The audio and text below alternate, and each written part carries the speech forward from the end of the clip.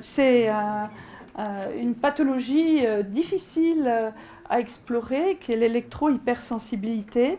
Mais aujourd'hui, c'est une urgence sanitaire, donc il faut vraiment qu'on puisse effectivement en parler librement.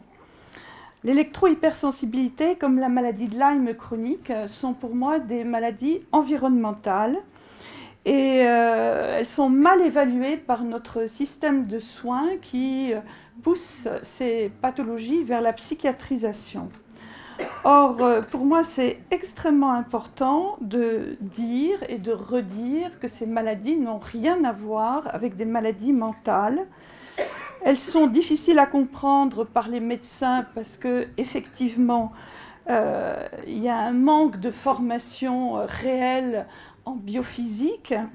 Et donc, c'est une véritable mutation des études de médecine qu'il va falloir envisager.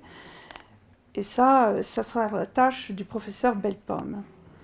Donc, ce qui est très important pour moi, c'est de comprendre que les découvertes les plus récentes en biologie montrent que tous les organismes vivants, et en particulier le corps humain, sont le siège de champs électromagnétiques spécifiques en interaction avec des mécanismes biochimiques.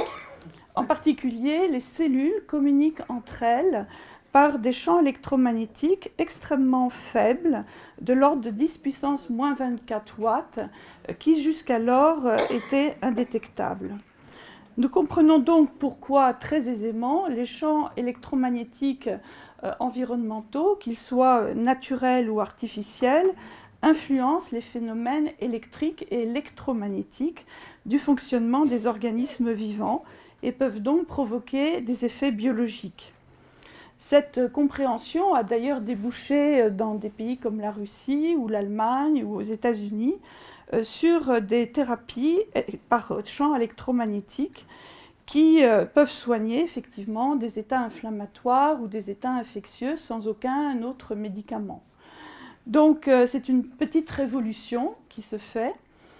Par contre, si vous voulez, nous, on est en train de découvrir toutes ces découvertes en passant par les effets secondaires de l'utilisation abusive des champs électromagnétiques, c'est-à-dire la maladie d'électro-hypersensibilité et toutes les autres maladies environnementales. C'est exactement ce qui s'est passé au début quand on a découvert les rayons X. Alors l'électro-hypersensibilité, donc pour moi, comme je vous disais tout à l'heure, c'est une urgence sanitaire. Et les électro-hypersensibles, qui sont de plus en plus nombreux en France, représentent pour moi ce qu'on appelle des sentinelles environnementales, indiquant très clairement que la densité de champs électromagnétiques dans notre environnement dépasse les mesures acceptables par le corps humain. En tout cas, l'électrosensibilité n'est pas du tout un phénomène nouveau.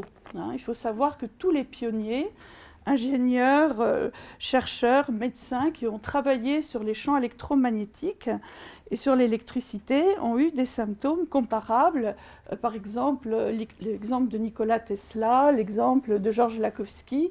On raconte effectivement que Nikola Tesla, à un moment de sa vie, a été alité. Il était sur un lit avec des cales en caoutchouc. Il ne supportait plus aucune vibration, aucune lumière. Même le tic-tac d'une montre le faisait sauter au plafond. Il avait des accélérations cardiaques. Il était donc dans le noir. La plupart des médecins avaient posé un pronostic en disant qu'il allait décéder. Et finalement, il s'en est sorti tout seul.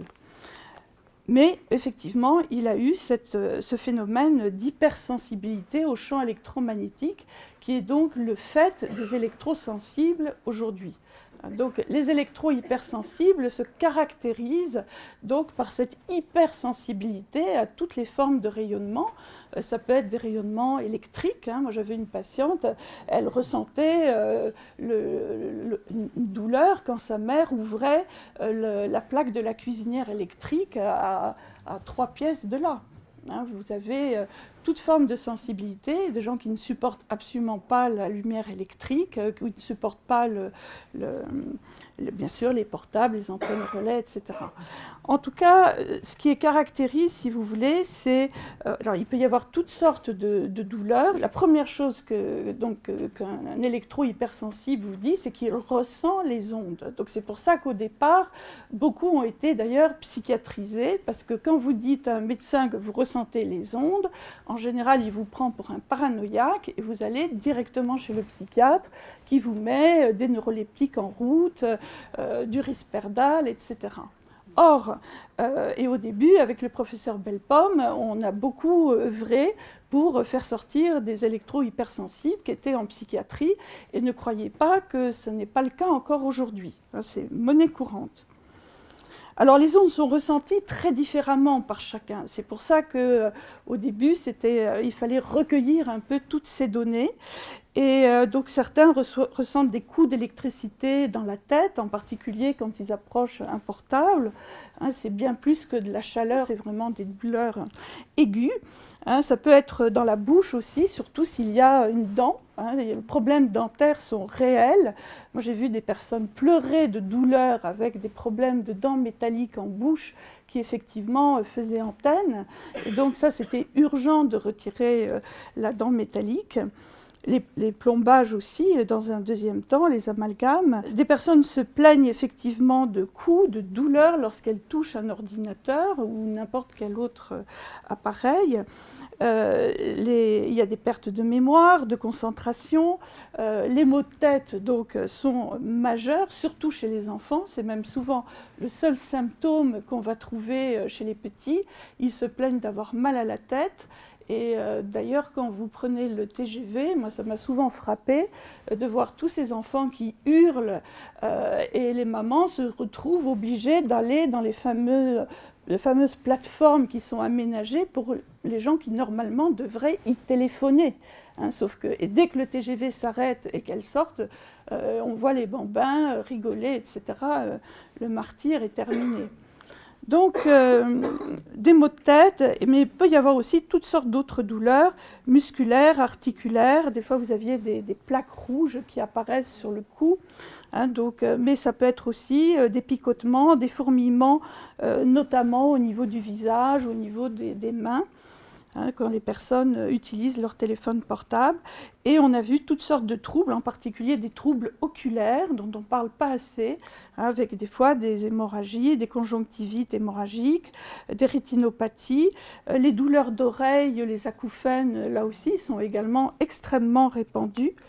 Et puis, des douleurs cardiaques. Donc ça aussi, des palpitations.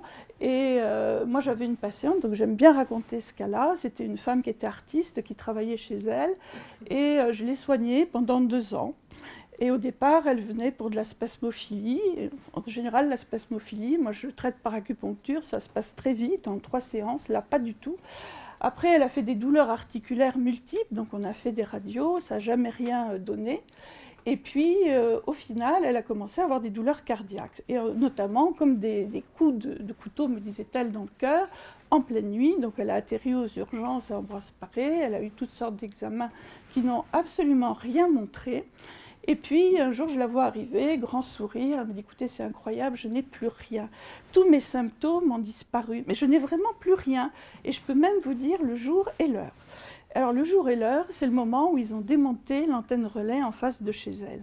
À ce moment-là, tous ces troubles ont disparu. Voilà, et comme je vous disais tout à l'heure, comme Nikola Tesla, certains ne supportent absolument plus la lumière électrique non plus, donc vivent dans le noir, à la bougie. Toutes ces personnes, si vous voulez, se caractérisent par le fait que lorsqu'elles ne sont plus dans le milieu électromagnétique, quand elles vont se balader en forêt, ou quand elles sont dans un endroit qui est relativement protégé, elles ne souffrent plus, elles ne ressentent plus les troubles dont elles m'ont parlé auparavant. En tout cas, être électrosensible aujourd'hui, c'est quand même une grande souffrance. C'est des personnes qui ne peuvent pas prendre les transports en commun. Souvent, ils viennent donc à pied à mon bureau pour me consulter, où ils sont enveloppés dans des tissus. Donc, tout ça est extrêmement pénible. Et donc, c'est des personnes qui, en général, des fois, ont déménagé 40 fois, quoi. On voit bien qu'ils cherchent vraiment un endroit pour être à l'abri. Hein. C'est des personnes qui, effectivement, certes, on a dit qu'ils étaient psychiatriques. Alors, c'est une maladie chronique, n'importe quelle maladie chronique, à la longue, quand vous souffrez, à la fin, ça vous tape sur le système. Donc, effectivement, les électro-hypersensibles, ils ne sont pas dépressifs au départ, mais ils peuvent le devenir à la longue. Hein, c'est des gens qui sont fatigués de ne pas dormir, donc ils sont irritables. Tout ça est tout à fait possible et compréhensible. Et d'ailleurs, c'est des consultations qui prennent beaucoup de temps parce qu'il faut écouter, c'est des plaintes, et il faut aussi comprendre quels sont les phénomènes qui les aggravent. Parce que comme vous verrez, c'est pas seulement une allergie. C'est vrai qu'avec le professeur Bellepomme, au départ, on s'est dit, bon, ils sont en présence des champs électromagnétiques, ils souffrent, ils ne sont pas en présence des champs électromagnétiques, donc ils vont mieux. Donc ça ressemble bien à une allergie. Que vous soyez allergique au pollen, aux fraises ou aux champs électromagnétiques, c'est sûr que dès qu'on enlève l'allergène, la personne va mieux. Donc ça, c'était une hypothèse sur laquelle on a travaillé. On s'est aperçu qu'effectivement, il y avait d'autres choses qui pouvaient intervenir. En particulier, des gens qui avaient eu des traumatismes crâniens, des accidents de voiture, qui avaient eu donc des gros chocs. On pouvait considérer qu'il y avait une nette amélioration quand il y avait un travail ostéopathique qui était fait. Tous les problèmes dentaires dont je vous ai parlé tout à l'heure, les amalgames, les dents métalliques, en fait, il y a des problèmes des fois de bimétallisme, hein, c'est-à-dire que ça fait un peu comme une espèce de circuit électrique en bouche, extrêmement désagréable et aussi qui peut être potentialisé par éventuellement des allergies aux métaux. C'est-à-dire que de fait, qu'il y ait ce courant électrique, il y a des personnes qui sont devenues allergiques au mercure, allergiques à l'aluminium par exemple. Effectivement, ça fait partie des composants des amalgames.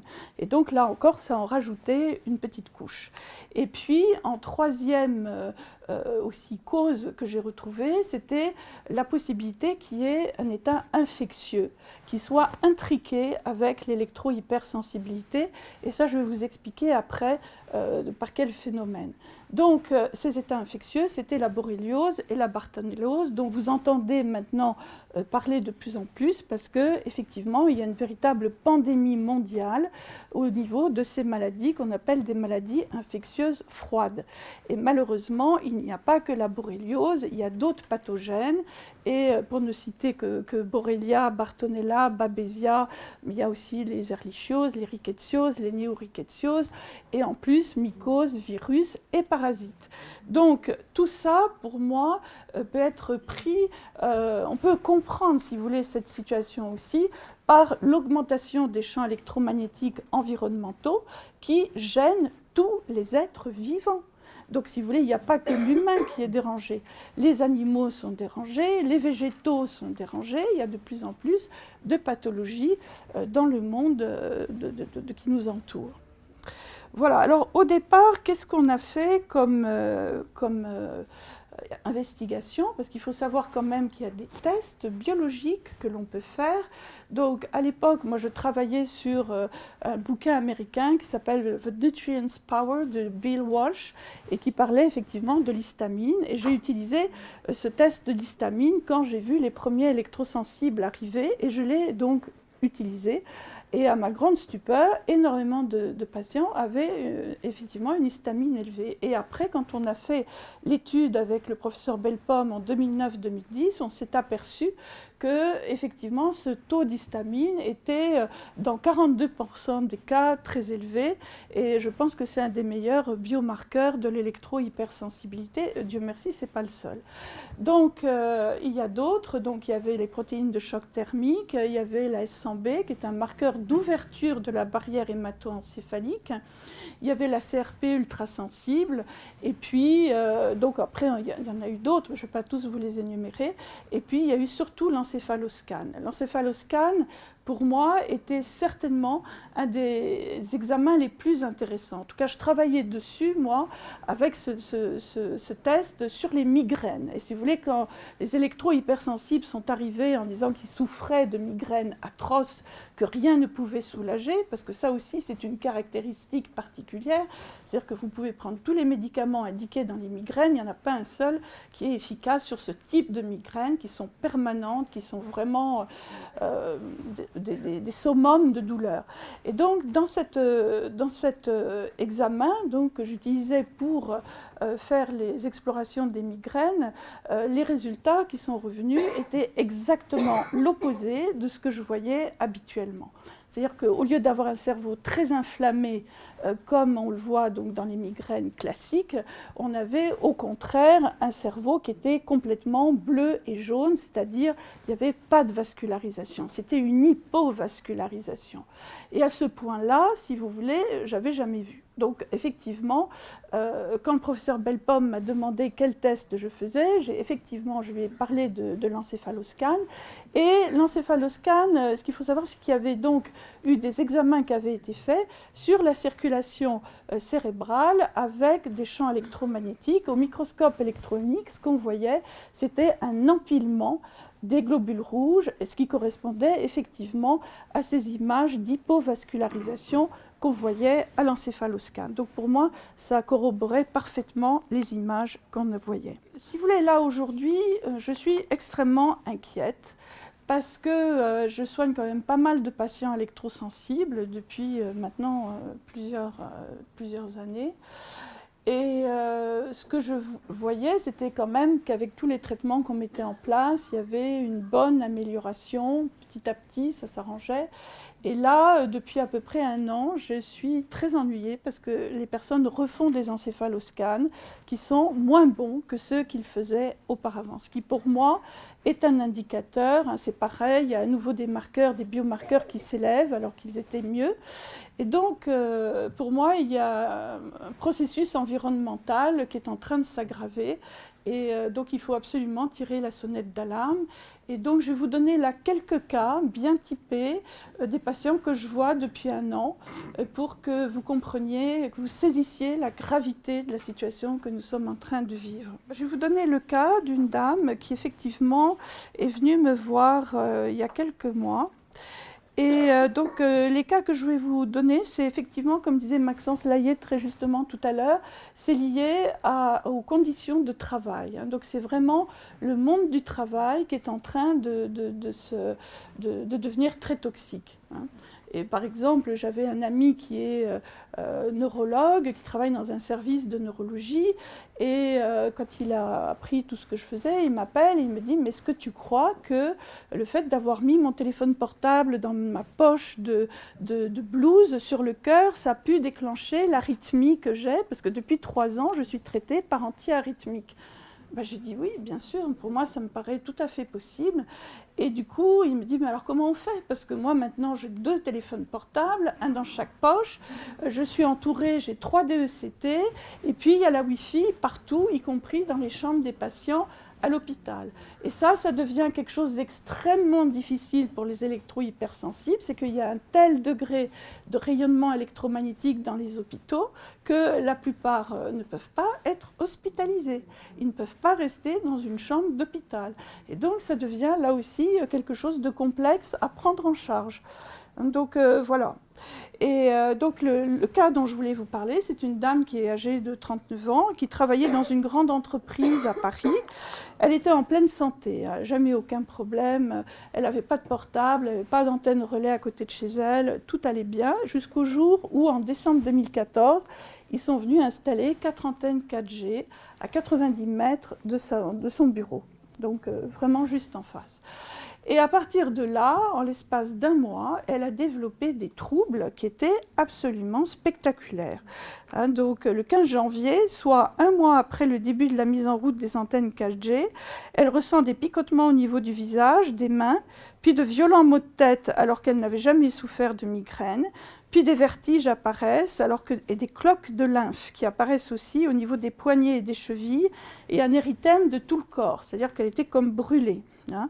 Le cœur devient irrégulier, sa tension baisse à 9,5, elle présente des malaises et de la tétanie.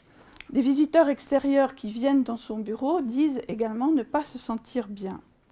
Puis, elle a des sensations d'oreilles bouchées, elle a du mal à entendre, elle a des difficultés à marcher, elle se tient au mur car elle a une sensation de tanguer, elle perd l'équilibre par moments, jusqu'au jour où elle en a tellement assez qu'elle quitte son travail qu'elle adorait. Hein, et là, effectivement, elle a fait plein d'examens médicaux, évidemment, des électrocardiogrammes, je vous passe, des examens neurologiques, glycémie, tout normal. Donc absolument aucune anomalie dans ses bilans. Une de ses collègues revient de vacances, elle avait passé 3 semaines de vacances à l'étranger, et elle déclenche après 48 heures dans son bureau, qui était du même côté, donc la même façade, elle présente les mêmes symptômes. Problème de peau semblable à des brûlures, puis tous les vaisseaux sanguins ont claqué au niveau du visage et des bras. Et petit à petit, ils ont eu 26 collègues qui étaient du même côté du bâtiment qu'elle, qui ont eu des symptômes de la même gravité. Alors le CRIREM est venu faire des mesures et ils ont trouvé effectivement un taux qui était à 6 voltmètres, donc bien au-delà des normes européennes. Alors la problématique de cette dame ne s'arrête pas là, c'est-à-dire qu'elle a voulu aller se reposer dans la maison de campagne de ses parents, et puis en Bretagne, et sitôt arrivée, eh ben, elle ne se sent pas bien. Et pourquoi? Parce qu'effectivement, il y a un appareil Veolia qui est effectivement à l'entrée du jardin et qui émet.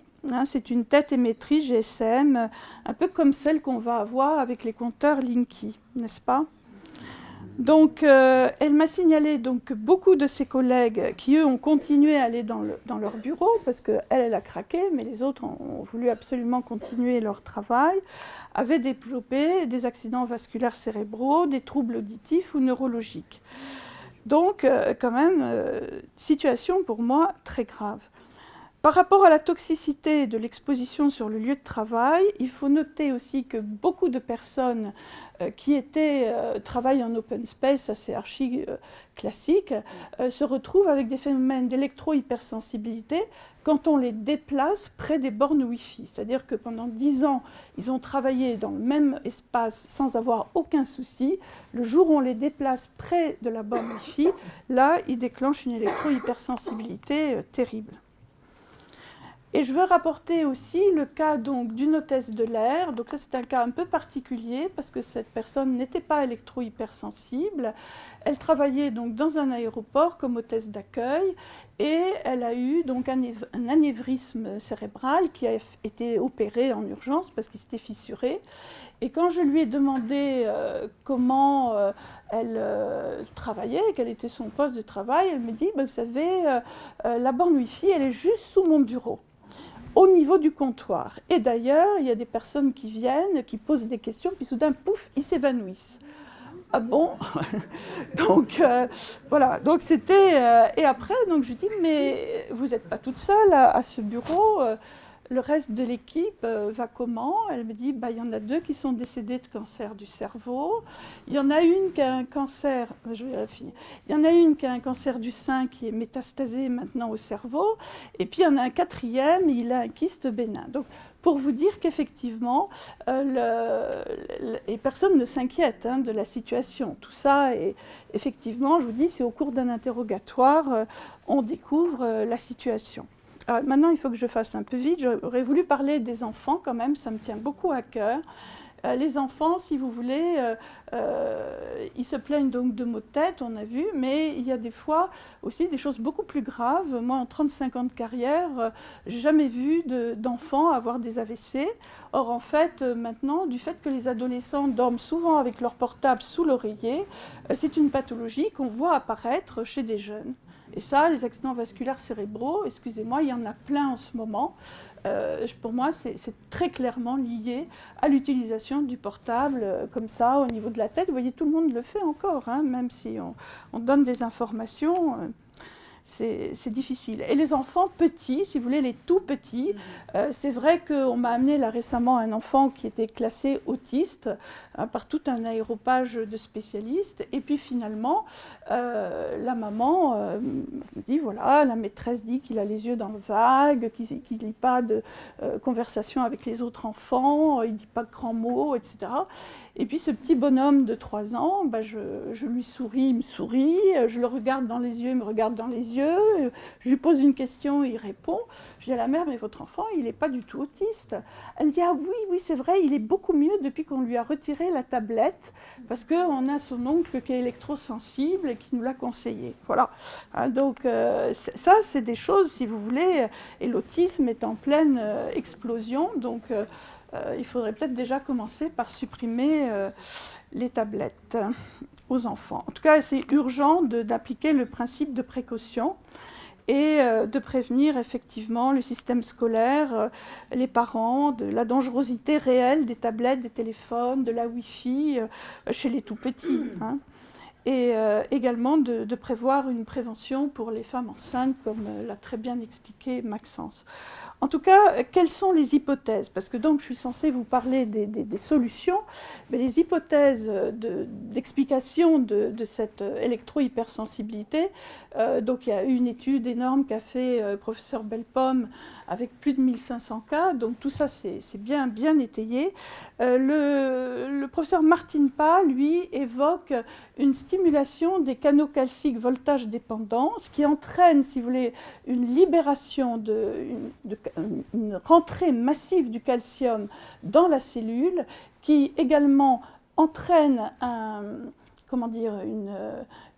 stress oxydant, si vous voulez, avec une fabrication massive de radicaux libres qui crée un état inflammatoire local. Ces radicaux libres, on est très inégaux, si vous voulez, face à ça. Ça, c'est les processus de détoxification.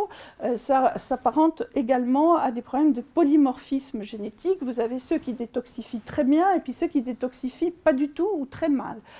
Ceux qui détoxifient pas du tout ou très mal, ce sont effectivement les candidats à l'électro-hypersensibilité.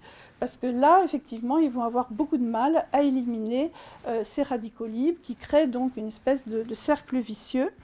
Et si vous voulez, quelque part, cette accumulation de radicaux libres entraîne une baisse du système immunitaire.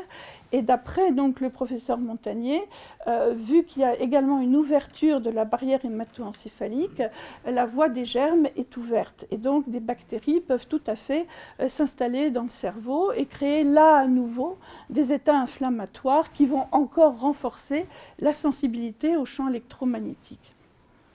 En tout cas, si vous voulez, quand on discute avec le professeur Montagnier, lui, très clairement, vous dira, voilà, donc à force d'avoir ces états inflammatoires chroniques, il y a la possibilité que ça dégénère en maladie de Parkinson, Alzheimer. L'autisme peut aussi s'expliquer de cette façon. On peut avoir effectivement des pathologies neurodégénératives, et c'est ce qu'on explore donc avec mon groupe Chronimed.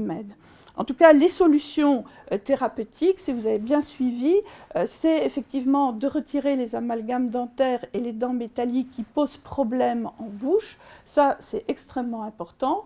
Il faut également prendre des antioxydants. Et j'ai envie de dire, quand vous détoxifiez pas bien, c'est des antioxydants à vie. Il y en a plein, c'est le glutathion, c'est la papaye fermentée. Donc, réparer le cerveau et la barrière hémato-encéphalique, donc ça, on est tous en train de plancher dessus. Et le professeur Bellepomme, déjà, avec tout ce qu'il donne, il y a des résultats extrêmement intéressants. Et les traitements anti-infectieux, oui, bien sûr, ils sont intéressants. C'est donc là-dessus qu'on travaille avec le professeur Montagnier quand on note la présence de borréliose et de bartonellose chez les électro-hypersensibles. Ça amène effectivement une bonne amélioration. Et puis, j'ai envie de dire, la solution, on l'a évoqué tout à l'heure, c'est quand même se protéger Voilà. Et je rajouterais quand même, parce que c'est un petit peu la chose qu'on avait vue, les premiers électrosensibles, si vous voulez, qu'on a vus il y a 20 ans aux États-Unis, c'était des gens qui effectivement se réfugiaient près de leur piscine ou près de leur baignoire remplie d'eau, parce qu'effectivement, là, ils disaient qu'ils étaient bien. Et l'eau est une solution. L'eau est une mise à la terre naturelle. Donc boire de l'eau, au moins 1,5 litre, 2 litres par jour, une eau naturelle, pas trop minéralisée, faire effectivement passer les mains sous l'eau souvent, c'est ce qu'ils disaient en Australie, et effectivement nager, être le plus possible dans l'eau, prendre des bains, des douches. En tout cas, l'eau est une solution extrêmement importante. Merci. Merci beaucoup.